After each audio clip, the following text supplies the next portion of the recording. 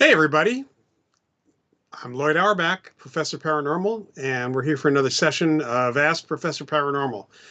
Good to see folks here, and I'm doing pretty well these days. Some of you, I'm sure, saw the announcement of the reissue. I did it myself of Paranormal Casebook.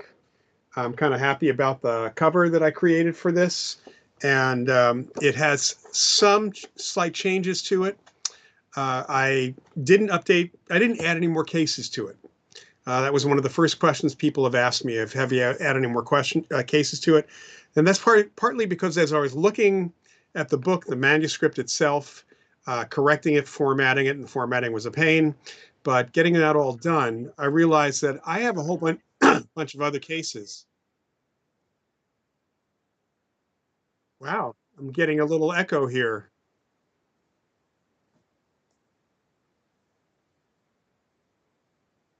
Okay. For some reason, I'm hearing my own audio. It's not coming from me.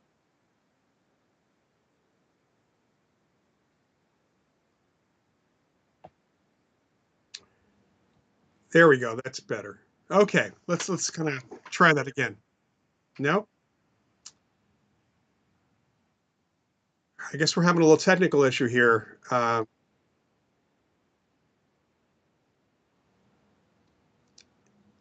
right, so hopefully we're okay now. Yeah, I was getting it kind of the feedback from your mic, Mike.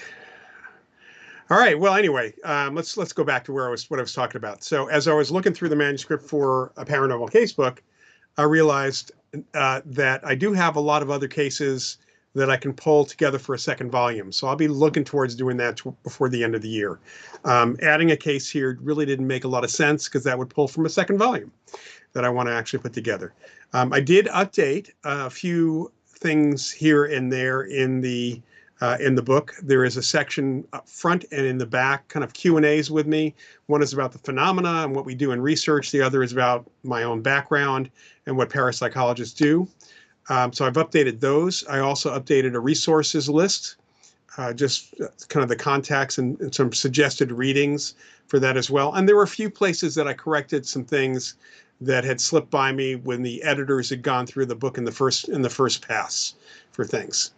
So I'm really happy. It is out in paperback right now. It will be in Kindle. I'm working on just reformatting it, making sure there are links within the document so that it goes from chapter to the table of contents directly to the chapter. That I hope to have before the end of next week. So if, give me 2 weeks, but should have it done before the end of next week at that point. And then I plan on, over the next couple months, working on my Mind Over Matter book, which did go out of print last year. I'll also be working a little bit on a couple of new books, one of which is that other second volume. So I'll see what happens with things. Good to see folks here. I see familiar people here as well. Tina and Paul and Danya, Liz. I'm glad to see everybody here. Thanks for coming this time around. Kat, Kat, I'm really happy to see you, and thank you for that note. Kat, if you want to put the link to your hoodoo stuff in there, feel free. I'm happy to have you do that. Do I sell any autographed versions available? Once I actually have copies, this is actually a proof copy. I had to pay full price for a copy that's coming to me tomorrow.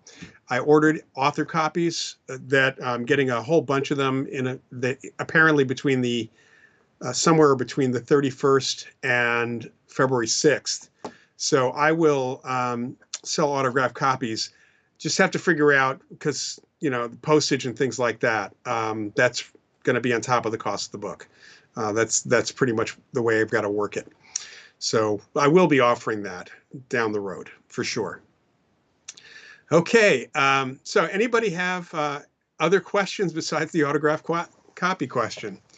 This is, of course, the time to ask questions. And as I'm waiting for them, I will just kind of remind folks about the new courses that are going to be via the Rhine Education Center. The link is in the description for for this particular YouTube channel. And my 3 classes coming up, I have 2 starting in February, the first week of February. I have one starting, which is a 4-week class in March. The 2 8-week classes that are starting are a field investigations class. That's our parapsychological field investigations. It's kind of the basic foundation class for doing investigations. We have some subsequent classes as well. That is starting again the first week of February. The second class, which is that first week of February, again, another 8-week class, is on dreams and altered states and their connections to psychic ability, psychic phenomena. And I'm going to spend about 4 weeks on dreams, and the other 4 weeks are on different aspects of consciousness, different ways people get into altered states, including hypnosis and meditation and sensory deprivation, music and dance. All of those things are going to be covered as well. The 4-week class that I'm teaching in March, which will start the first week of March, is looking at technology and how that has been used and can be used in investigations into field work, ghost hunting. But I'll also take a very critical look at a number of the devices that have been sold to ghost hunters, which really do not do what the manufacturers or the sellers claim. Kind of ways kind of for you to be good consumers on that. Also explain why we even use technology and how that relates to the phenomena itself. I'm glad to hear that, Kat. It is a dream, certainly, or an interest of mine, of course. Is the American Society for Psychical Research still open? The answer is no, it is not. It has not been active for years. I'm not even sure what the status of the building is. They were selling the building. The library, none of us seem to know, none of us in the field have been able to get information from the folks who are still connected. There's a few folks still connected. We can't get any information about what's going on. Their website is still up. Hasn't changed in over 10 years. So I think people still think the place is still going strong. It is not. It's a real shame that happened. The Society for Psychical Research, the British Society, is going strong. And I do highly recommend that people consider joining that one. Of course, joining the Rhine Center as well. But joining the SPR is a great idea because not only because of their journal, they have a really cool magazine, more general public magazine. They run webinars from time to time. They have other online opportunities. So, I'm in California. I've got a pretty big time difference to where they are in London, but I have still been able to attend, or I've paid for some of the extra lectures. You get a discount, of course, as a member, and been able to watch the recordings. So I do recommend that. So the Rhine courses, the way that they actually work, Kat, and everybody else who's not familiar, is we have a weekly live class lecture. So I do a presentation every week. It is scheduled at 5 p.m. Pacific. The 2 days a week that I'll be teaching in February will be Tuesdays and Wednesdays. I think the Dreams class is on Wednesday nights. So it goes for about an hour 15 to an hour and a half for a lecture, and then we have time for discussion afterwards. That is recorded, and by the end of the next day, the recording is typically up.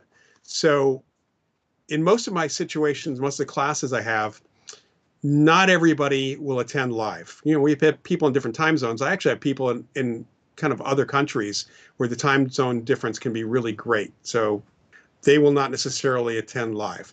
They will watch the recordings. There is a forum.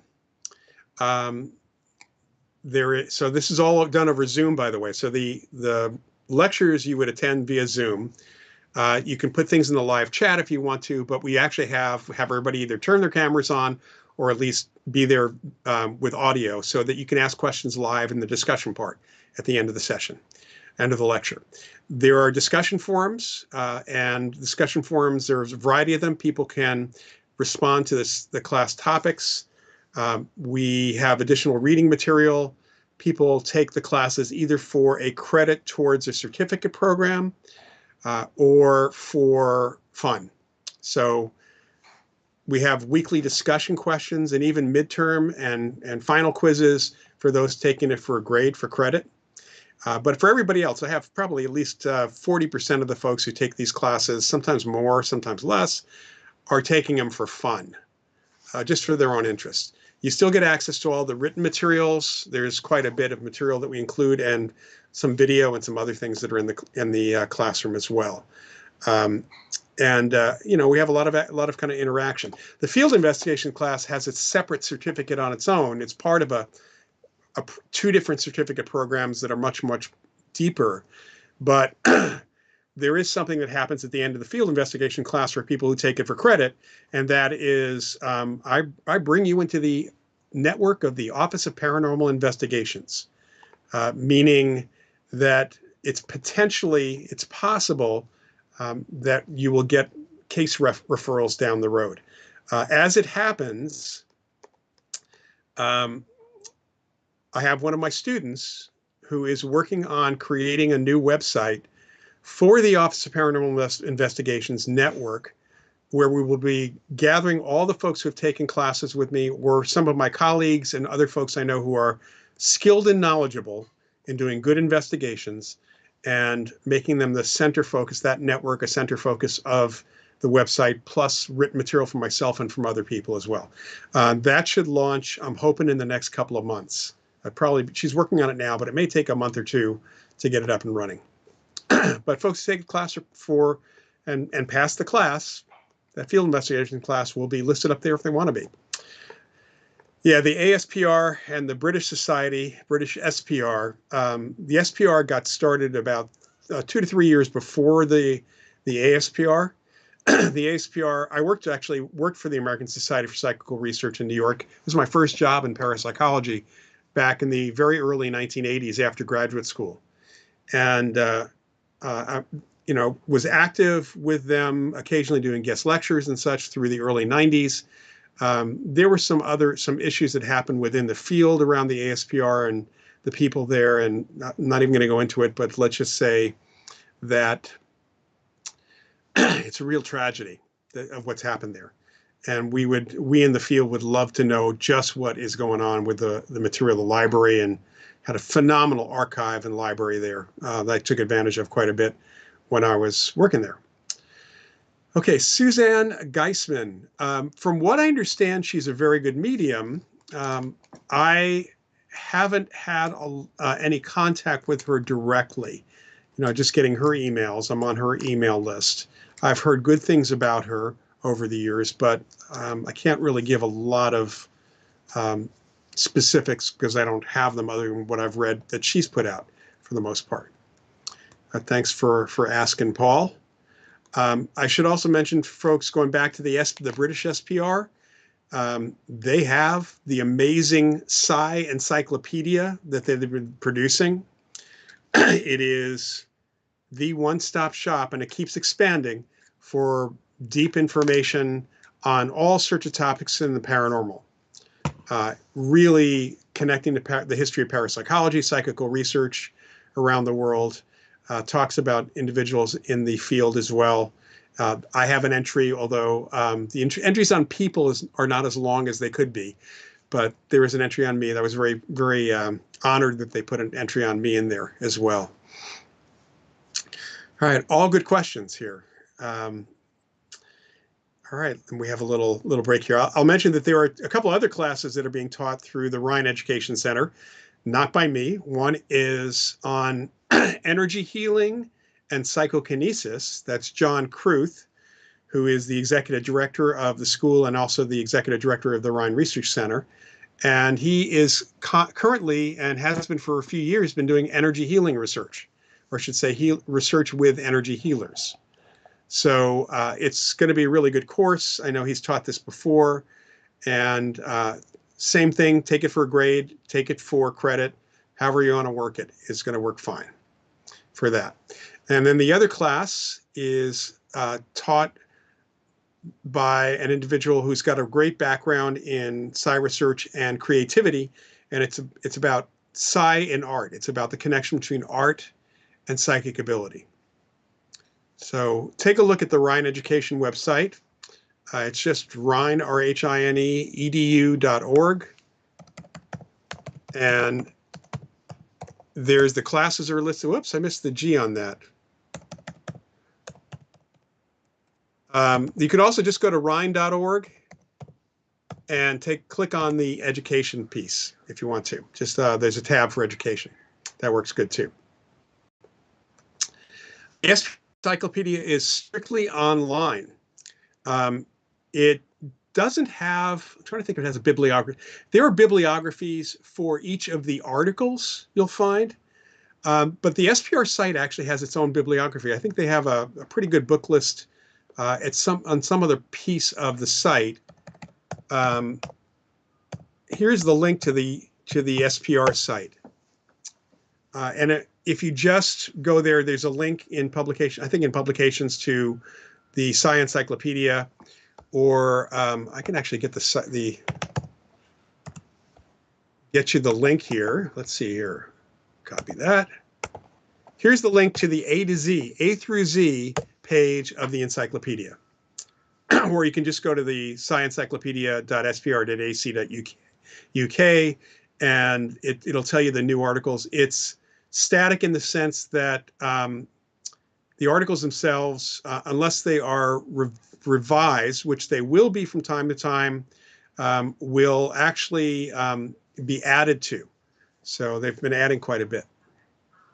So Brian, I've seen 2 episodes of the Enfield Poltergeist thing so far. Really interesting, especially given the recordings that have been done, the audio recordings. I think it's a really interesting way of doing those kinds of shows, for sure. Haven't had a chance to watch the last part of it. Got so much going on. I'm actually building the Dreams class right now. That's what I spent the day doing. And this has spent a lot of time the last couple of weeks on going through the OCR manuscript or OCR book of Paranormal Casebook and having to fix things and work in it. So it's been a busy couple of weeks for this. All right, Sam Parnia's documentary. Yeah, I haven't had a chance to see that. Okay, if it's available on YouTube, I will try to watch that and the last part of the Enfield Poltergeist thing as well. All right. And for those of you who don't know, Sam Parnia is a death and dying near-death experience researcher who has put out quite a lot of work on that subject. All right. And now, Paul, the survival class for the Ryan Ryan Education Center is in May. That's our spring piece. So we are, the session that we're doing right now won't include that, but in May that will be there. All right. So, Kat, you're looking for way old books. I know a lot of old books. You know what I can do? I'll have to make a note of this. Let me make a note of this. I can here. Get my notepad here. There's a bibliography in my first book, ESP Hauntings and Poltergeists, which includes a lot of the older books that you may be interested in. And I will pull that bibliography separately and will upload it for next time, so that because I have some places that we have some documents that are available to folks who attend these sessions. But I'll make a note of this, or you can send me an email to profparanormal@gmail.com, and I'll pull that out and send it to you. There are some old books that if you go to the Internet Archive, and hopefully you're all familiar with the archive.org website, the Internet Archive. Books before, now I think it's 1926 that we're up to, for books out of copyright, books that are in the public domain. And for the old books, if you're okay with the various ebook formats, because they have a whole bunch of different formats for these. PDF is what I typically download for a lot of them. You can find about 20 volumes of the initial 20 volumes of, maybe even more now, of the SPR Journal and Proceedings, the ASPR Journal and Proceedings. The oldest book that I have from there that relates directly to our subject matter is a book called The Night Side of Nature. The Night Side of Nature by Catherine Crowe. That was an 1848 book, probably the first book that collected true ghost stories and psychic experiences. And interestingly enough, came out the same year that the Fox sisters became famous. There are some older books that kind of approach that. But I also should recommend, of course, looking through eBay. I don't know if you can really see the books, but actually right behind my Marshmallow Man is a series of books by from the early 20th century by, who do I have? I have James Hyslop and a number of other very old, Frank Podmore, some of the older researchers, folks who wrote stuff in anything from the 1880s through the early 1920s. Actually, I have quite a lot of books that are kind of antiquarian books, but there are some older ones as well. The other thing I recommend, which is looking for some source material, is there is a folklorist who I follow on Twitter and other places, named Tim Prassel. And look him up on Amazon.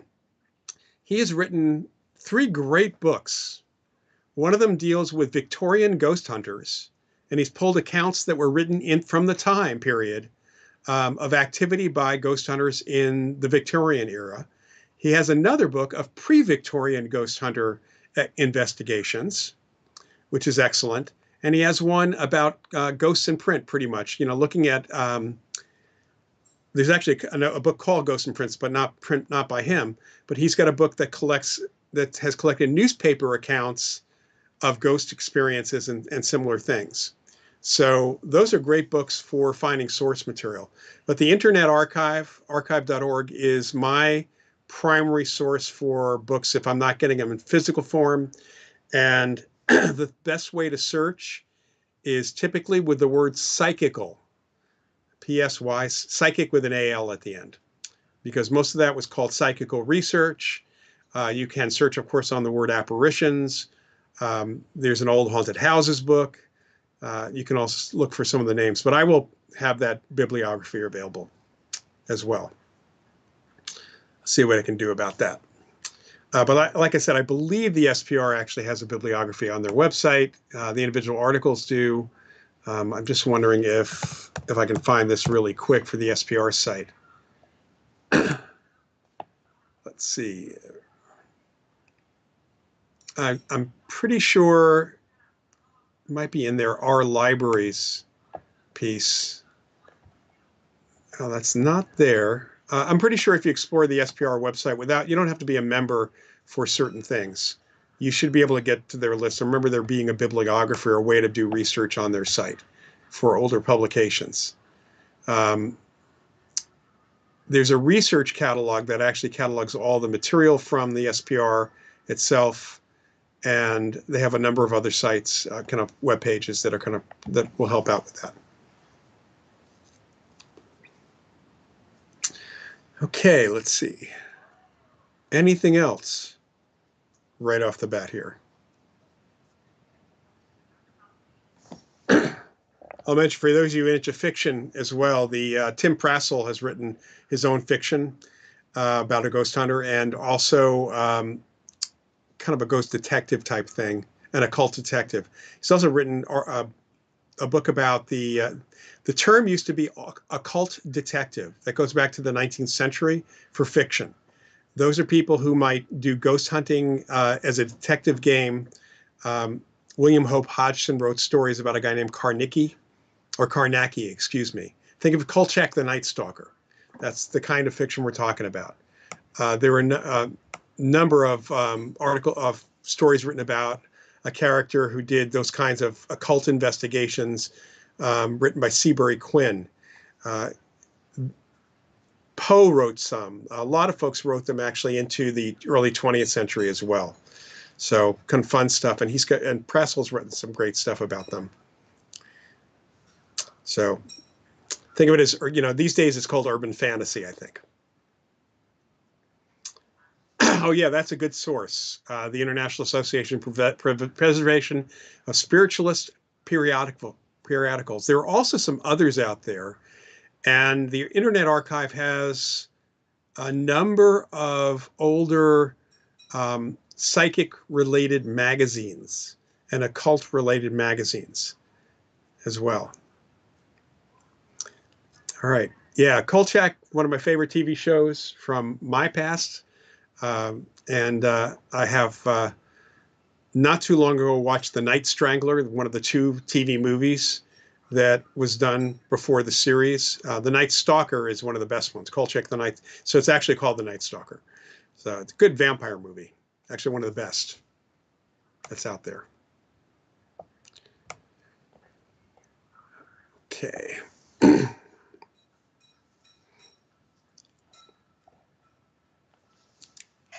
And if folks really want to get into kind of the old fiction, there's some really cool stuff that has been reprinted or is available. I've actually found some interesting vendor or dealers of old pulp magazines, kind of the vintage stuff. Barbara, were there any major differences in investigative techniques besides technology between the first investigations and modern paranormal researchers? I think in terms of investigative technique, I mean, we can go down to the very base here. Interviewing and checking out the physical environment in relation to the phenomena. That is the crux of every investigation. Technology has changed in the sense that some of the stuff that was used early on included things like a compass, carpenter's level, still use those things. With a compass, it was done to see if there's any magnetic deflections, air temperature with thermometers, barometric pressure. I mean, you're looking to see what's going on in the environment when somebody has a ghostly experience. So that has not changed. Just some of the tech itself has changed. It's kind of certainly gotten much better in terms of quality. But then also at the same time, we have a problem with people taking advantage of the ghost hunting community and the people on the TV shows making claims about equipment that cannot be verified, such as this device will detect ghosts, or the only thing that affects this device is something psychic or paranormal. We have no way of knowing if that's the case. We have no idea what the paranormal's made out of, what ghosts are made out of, or the phenomena deals with. So it's a lot tougher to deal with. All right, a couple other, thanks for mentioning those organizations, the Parapsychological Association, the Parapsychology Foundation, Society for Scientific Exploration. I will mention that the Parapsychology Foundation, which is simply parapsychology.org, has now scanned and made available for free, download or reading, all of their prior published monographs, their conference proceedings, of which there are many. For many years, they sponsored conferences on different topics. They have pamphlets. All of that is available on parapsychology.org. There's a link to their books and publications, and that will take you to a page with the archive. Again, you can download those for free. So it also kind of spells out the individual papers or presentations that were in the conferences themselves. All right, Fate magazines did, in fact, have a lot of material sent in by the readers. I wrote for Fate for a number of years, for many years, actually, from 91 through 2004, and occasionally since then. Sadly, it doesn't have the kind of circulation it used to, and newsstands weren't carrying it, partly because of its shape for quite some time. So it still exists. I do encourage people to get a subscription to Fate, and supporting it in any way, shape, or form is always a good idea. Good information and odd information in some respects. But the idea of the column called Report from the Readers had a lot of really interesting experiences that are there. All right. Tina, you rewatch Heaven Can Wait with Warren Beatty. Yeah. Have you ever met someone with a walk-in experience? Only once. I had done a number of episodes of a talk show locally here in the Bay Area called People Are Talking. And I knew the host fairly well. They would have me on, from time to time to talk about parapsychology and related topics. And they were going to do, they called me because they were going to do a show on channeling. This is back in the 80s when channeling was really, really popular. And they had John Klimo, one of my colleagues, a good friend of mine, who had written literally the book on channeling called Channeling. Last name is Klimo. And John was going to be on. And John also was very much a real interesting proponent of certain types of channeling. Not sure where, none of us were sure where some of this information came from, no matter what the personality said. And the show had some channelers going to be on the panel, and wanted me to be there instead of one of the skeptics. Wanted me to ask the harder questions, or at least explain what was going on. So, and it really was not really about skepticism. It was really more about paying attention to what the information was. Was the information good? That kind of thing. One of the people on the panel was a walk-in, or at least she claimed to be.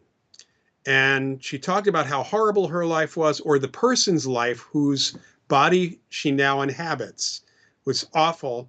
And the entity that is in this body came from another place and made a bargain to swap places, because apparently where that entity was dealing with their life was not exactly best either. And so they swapped. The basic problem I had with this whole thing was, with this particular instance, certainly of walk-ins, is that the claimed entity was apparently from the Andromeda galaxy. You know, that galaxy that's 2 million light years away. Impossible to prove. This is the problem with channeling in general. You know, with mediumship, when people provide information about, the medium gets information from the supposed spirit, we can get factual information, and other information we can recognize and prove. We can't do that with alien entities, 35,000-year-old Atlanteans. You can't do any of that, because there's no way to prove, or even no way to even support, that that's an actual entity versus some part of that person's unconscious.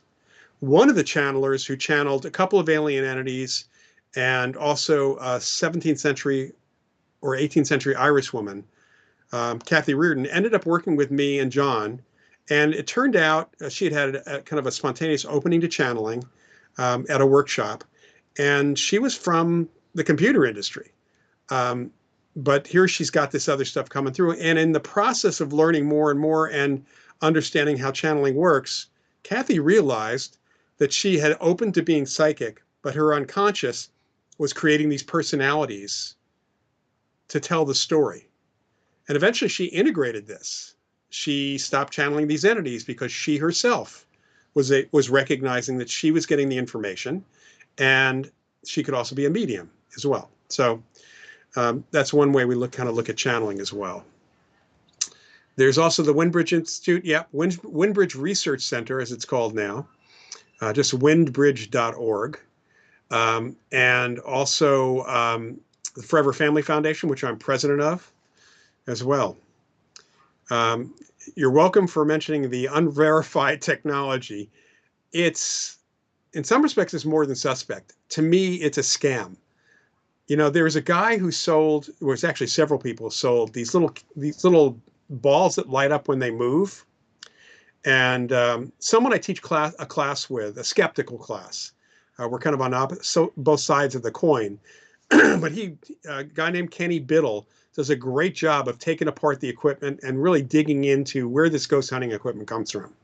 So these balls, which this guy sold, I think, for anywhere from $5 to $10 each, they were in a package that said, you know, ghost balls or whatever spirit balls, allowing spirits to affect them. He did claim at one point that he took the balls were actually cat toys. The cats would bat around and they would light up and sometimes make noise when the cat hit them. So he claimed that he had bought them wholesale and had gone into their guts and basically modified them to be more attractive or to be more responsive to spirits. He hadn't, from what Kenny was able to determine in many, many ways, all he did was repackage them. And they cost, I think they were less than $1 each wholesale. So he's making a lot of money from you know, basically somebody can go to Petco or Pet Food Express and buy these really cheap if you want to have something that's a motion detector. They also, the problem is that somebody walking around, let's say on a floor that's wooden, those things will move. They'll light up because they're picking up the vibration. So they're useless in terms of ghost detectors. There are all these other devices that are out there that people just slap the label of ghost something or spirit something on, and then make claims about them. Kenny took apart the very popular REM pods, which supposedly are very sensitive to EMF and help enhance the EMF signal and do a number of things. And he found that the guts of the typical REM pod was a $20 approximately kit to build your own theremin. Theremin is an electronic musical instrument. It's very cool, actually. And there may actually have application for ghost hunting in some respects if you find a cooperative ghost. The problem is that the markup is huge on that $20 theremin, although the casing was probably tailor-made or manufactured specifically to sell these things. So obviously, even if the person bought them at wholesale, they still had to pay for making the housing and the lights on them. So there was some work put into them, but not as much as, you know, the markup on this based on the actual workings of this REM pod, what it really cost them is huge. And we see that in a lot of instances. There are also a lot of unverified claims for things like the SLS camera, which uses a Connect bar from from an Xbox, which has its own issues that Microsoft has, that has been written up all over the gaming community. So there's a ton of stuff here. Paul, am I a member of? I am. I've been connected to IONS and IANS. I have not joined each one of them. I only have a limited amount of dollars to join organizations, and I belong to way too many as it is. But I do follow them quite a bit, of course. Yeah, cat psychic cat toys. I think that I know a few places where, in fact, we had one of our cats died, and I swear I saw the cat a bunch of times after he died. It would be kind of nice. The thing is that cat never played with that particular toy because we had him when he was alive, so didn't think the cat was going to play with them when they're dead. And we have two cats right now that like to play with stuff. They have never played with those light up cat toys. So you have to have.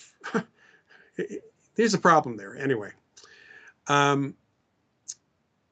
Yeah, I would love to get a theremin. I keep thinking about buying one. A friend of mine's got one. They're very cool. They look like a box with an antenna, and you can really learn to play cool music with them.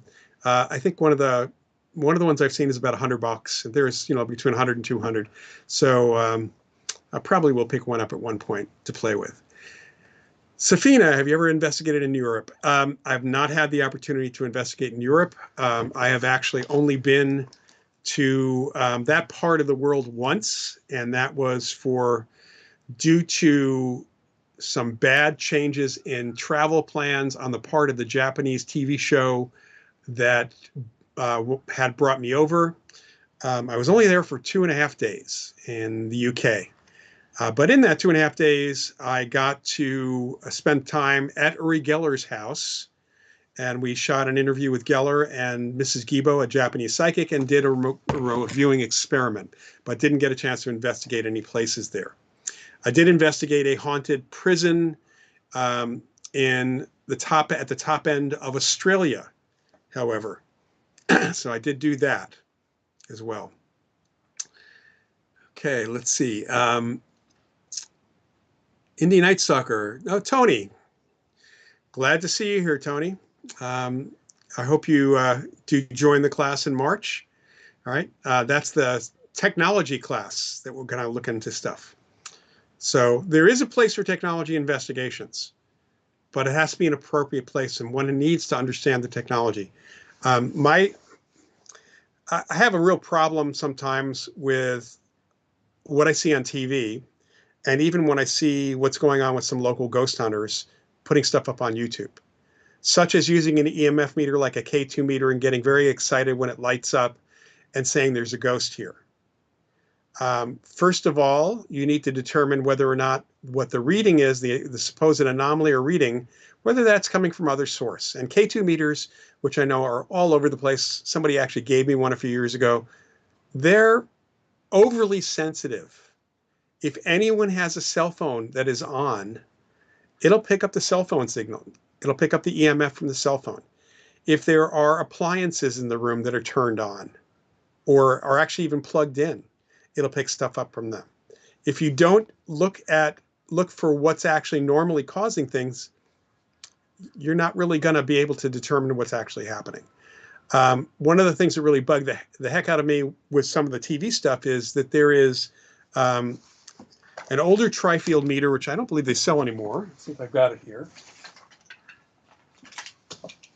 This is called the natural tri-field natural meter. Unlike other EM sensors, Gauss meters and tri-field meters or other similar sensors, EMF meters, this one does not pick up radiated fields. So in other words, the typical Gauss meter or magnetometer, K2 meters, things like that, think of it as picking up the strength of the signal. This one is designed to actually pick up changes in the natural field. So it doesn't even pick up any equipment at all. So think of it as there's electromagnetism around us all over the place from natural sources. And and in fact, I give off a slight electromagnetic field. We all do to some extent. So the idea of this device is to measure any changes in the field, the natural field. That would be like picking up or looking for ripples in a lake or in a pond or the wake of a boat. You're not looking for the boat, you're looking for the wake of the boat, the disturbance in the force, so to speak. Problem is that the instructions specifically state when you first turn it on, put it down for a minute, at least a minute, let it settle down. If you move it, you must keep it perfectly still for at least 5 seconds for any chance of an accurate reading of changes. And I've seen people on TV over the years and on YouTube waving this thing around, which itself causes a change. In other words, what they're reading or picking up on this device is actually the wake of what they're changing themselves by waving this around the electromagnetic field. That's because they didn't read the instructions. Or if it's a TV show, they didn't care about the instructions. And in fact, this is a good way of getting something happening without considering whether or not it's real. Doesn't the SAS try to identify human shapes? So at times it can falsely focus on, the SLS, yes, it does. This is a basic problem with the Kinect on the Xbox as well. The things like chairs and sofas and even a bookcase that's got an L shape or certain shapes of sculptures and things like that will actually detect those as a human being and translate that into a stick figure. So there's a lot of false stuff going on with that. The K2 meter, was kind of a cash grab. It's a good idea to have something inexpensive, but you don't want something overly sensitive. That's the problem. It's really the problem with it. When I had an older tri-field meter, which unfortunately finally died, and some people ask me about this all the time. So I went to buy possibly the new one, and they're digital now, which in some respects is better. I have to tell you that I always wondered. You can see here, there's a little needle that would go back and forth, kind of with the reading, and I always wondered if there was a ghost there. Did the ghost just simply kind of flick their spiritual fingers at the needle? Am I really reading an EM, an electromagnetic change, or is the ghost just simply moving the needle? So it's much better in some respects to have a digital device. I decided not to buy a tri-field meter because I found one that was designed for industry, for scientific work, and this is one model. There's actually a better model you can buy. It was actually cheaper than the tri-field meter. It is the GQ EMF 390. Among other things, it is rechargeable. It is you have downloadable data. You can get data on here and download it. You can see charts and graphs of what's actually happening. There's several different programs in here. And in fact, what's really kind of cool is, although it takes time, there's a 50-page instruction manual on how to use every part of it and the software and it comes along with it. And it was on Amazon. So I bought it through Amazon. In fact, you can buy all sorts of scientific equipment on Amazon. Just don't buy something that is designed for ghost hunting. Take the function that people are claiming, like detecting EMF, and find something that is designed for scientific work. Not something that might have been fiddled with to make it a ghost hunting device. Let's see. Found the natural tri-field. Oh, okay. So maybe they're making it again. That's interesting. I think mine is. I've got to kind of play with it a little bit. The natural tri-field meter is really cool, but again, you got to put it down. And the other thing I should mention about the natural tri-field, which is kind of interesting, is once it's down, one of the things you should always do to test it is to wave your hand over it after that first minute. Some days when I've used this in cases, I disturb the force. Apparently, I'm giving off more EMF one day than another day. My colleague, Pamela Ray Heath, we were not letting her more than 4 feet close to the tri-field meter, the natural tri-field meter, because she always disturbed it. So people give that off. All right. Can seizures trigger poltergeist? Actually, yes. In one study, and there have been a couple other studies since then, that was 102 poltergeist agents that were looked at after the fact by Jerry Salfin and William Roll. They found that 30% had either epilepsy or epileptiform activity in the temporal lobes of their brain. There was further studies. Barry Taft did quite a bit on this subject as well. And all of them found that in a few cases, what's interesting is that the pattern of the poltergeist activity matched the previous pattern of their seizures. In a couple of cases, the people stopped taking their medication to prevent seizures, or their seizure medication, because while the physical activity was going on, they did not have seizures. It's as if the poltergeist activity itself was the seizure kind of going out of their heads in that respect. So a really interesting connection. Lloyd, when did the EMF reading enter the paranormal field? Certainly not around 1848, that's for sure. So I would say that, I'm not sure exactly when some of the field researchers for the SPR and ASPR started using a compass.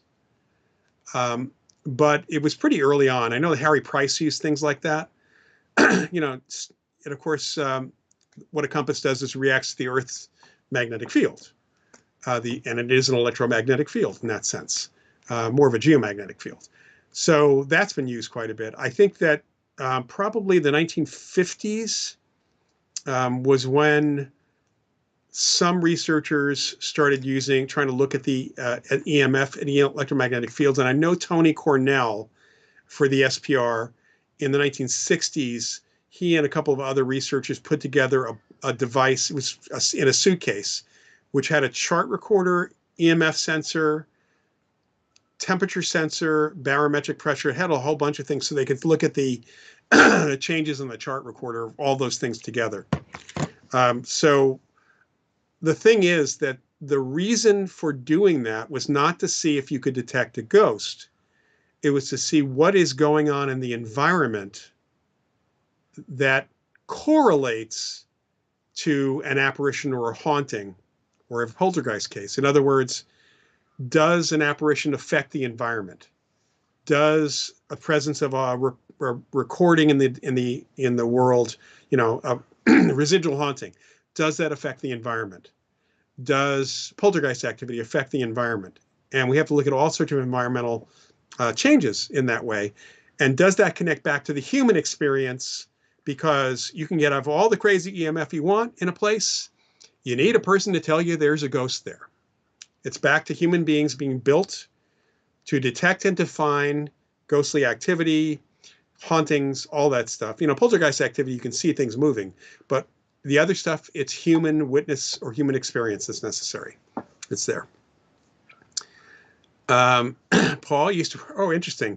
Hope you got a good discount. Yeah, and RIP Tony Cornell. Tony Cornell was an incredible researcher. I will say that if you can find a used copy of his book published by the Parapsychology Foundation, not on that website though, if you can find a copy of his book, Investigating the Paranormal, definitely pick it up. It's just highlights of his 50 years of doing investigations. So, and I was very fortunate to spend some time with Tony at a conference the Parapsychology Foundation put on years ago. You can find the video of that small conference, which included me, Tony Cornell, my late colleague Carlos Alvarado, and Hans Holzer, all speaking and then answering questions through the day. You can find that on the Parapsychology Foundation's YouTube channel. Just go to YouTube, which you're all here, type in Parapsychology Foundation, and you'll get to the videos. You'll see the video channel, and it's ghost hunting. It was a conference on ghost hunting. So really cool stuff. Tony's portion was great as well. Safina Your late dog had seizures. You notice things moving when she wasn't having seizures. Oh, interesting. That is interesting. Yeah, more work really needs to be done in the neurological connection to psychokinesis, to mind over matter. A lot more work. There is work being done looking at what's going on in the heads of mediums, in the brains of mediums when they're doing their thing. But there's not enough because, most psychokinesis is pretty much spontaneous. All right, Mel Morse calls the right temporal lobe the God spot. Yeah, actually, other researchers have done that as well. And I also, if you can find research online by Vernon Neppe, N-E-P-P-E. Vernon he's a psychoneuroimmunologist and neuropsychiatrist. He's been doing research in parapsychology since the late 70s. His doctoral dissertation was on deja vu, and it's NEPPE.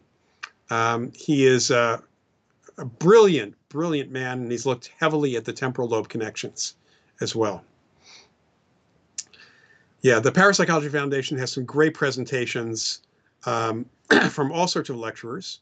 The Rhine Research Center has a few lectures on the YouTube channel, but if you go to the Rhine Center site, rhine.org, and the media library, there's a number of free video lectures you'll find from over the years.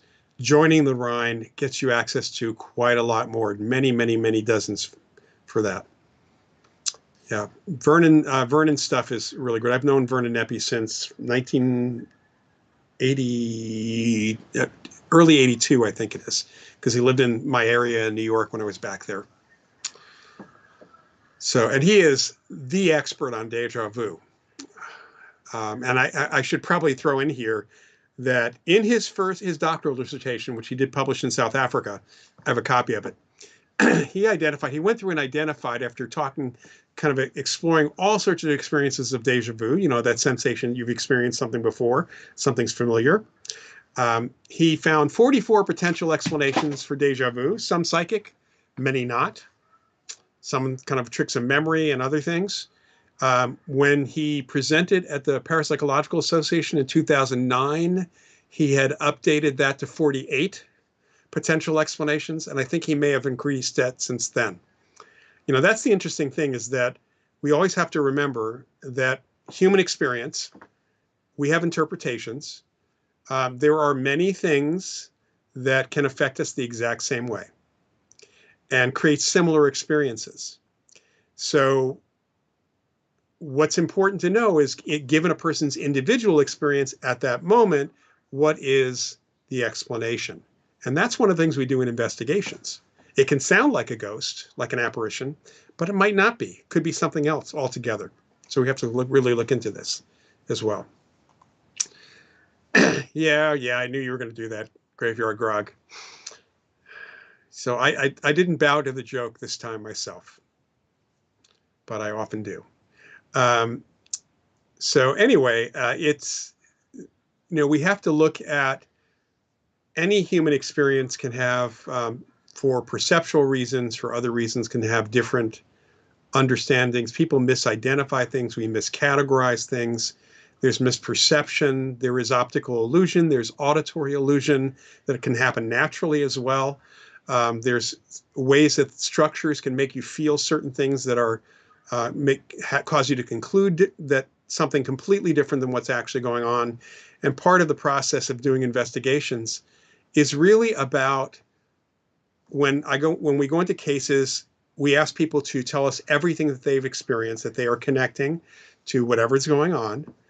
From the point I talk to them on the phone, I have them write down everything that is happening from that point on, as well as recollecting what they could have happened. And then we go through each of those events once we're in the physical environment, looking around to see if there's a normal explanation that could account for an individual experience or report versus the entire case. And I'd say that for the largest majority of my cases, there's always something that is explainable, even in the best cases with an apparition, haunting, or poltergeist. You got physical stuff happening in a poltergeist case, people just automatically assume that anything physical is related to the poltergeist, when it turns out that sometimes some things are people being clumsy or somebody knocking a wall, all sorts of things. We have to look for the normal explanations in order to study what is paranormal. Okay, sounds funny, but doesn't footprints and powder for rule out a ghost not being okay? So powder was typically used, even though they thought to use powder on the floor. Most researchers didn't really use it for that most of the time. You know, people often talked about leaving the room, leaving the house, and sometimes supposedly the ghost would move a lamp or move a vase or something on a table. So they would either draw a chalk circle around it, or they would throw powder underneath the thing, kind of spreading it around, so that if something moved that, even vibration could move it, you could actually see that the fact that it had been moved. The odds of a ghost leaving footprints in powder or fresh paint on the floor are crazy not happening. It's just not going to happen. Never been reported. I'll tell you that. It's not been reported. That goes to the invisible man. That's a little different for that. So what's really interesting, I know that there was an instance on the USS Hornet Aircraft Carrier Museum, which has a lot of apparitions. It's a really great haunted ship. There was an incident that happened well before they opened where they had painted part of the deck near a ladder. Think of it as a ladder that goes up to the captain's quarters. And as they were kind of moving further and further away from that, they heard footsteps on this metal ladder, and they could look over and there's nobody on the ladder. And then they heard the footsteps coming down, and they swore they heard footsteps walking across the freshly painted deck.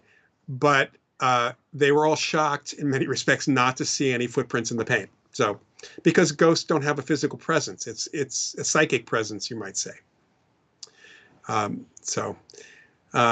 If you could be part of a paranormal dream team, who would it be? Who would be on it? You're talking about living or dead? That's an important question. I would say that it would be, I would start with myself, Dave Manganelli, who is sometimes on this call, Randy Liebeck, also on this call, both highly experienced investigators, very knowledgeable in parapsychology. Dave, they both have their own skill set beyond parapsychology as well. So I would absolutely work with them. If I wanted stuff to actually happen, I probably would bring along Barry Taff if he could come, because he sometimes is kind of a magnet for phenomena happening. And then Steve Parsons and Cal Cooper from the UK. Steve Parsons for sure. If we wanted the absolute equipment specialist, that would be Steve. And he is a well-experienced researcher at this point. These are all living people, fortunately, for this. And that's on the investigator side. I'd also want, honestly, I'd want someone who, depending on the kind of case we have, I'd bring in experts on other things. Depending on, whether there's electrical stuff happening, whether there is structural stuff happening, I'd want to bring people like that. And of course, I'd want psychics. So, of course, Mariah, I would include you for sure. But I'd probably bring along a couple of the other folks that I know. My friend Ankasha Amenti, who's a great psychic and who's done investigations. There are a couple others that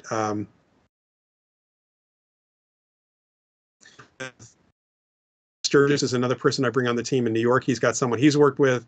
So we have some vetted folks that we would want to bring along. I'd also bring along a medium by the name of Joe Scheel, who is one of the certified mediums for the Forever Family Foundation. But Joe's got a really interesting non-paranormal background, including having run Habitat for Humanity in in Connecticut for a few years.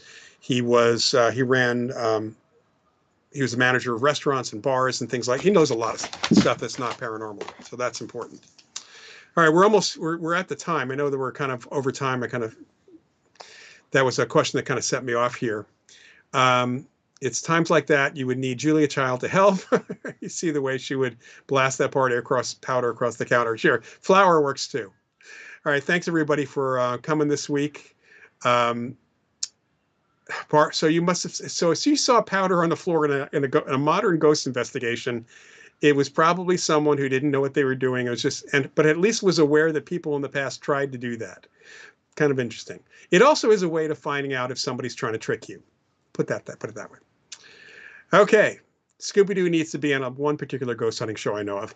All right. Thanks, everybody, for coming this week. We'll be back in 2 weeks. Please do think about picking up a copy of my book, A Paranormal Casebook.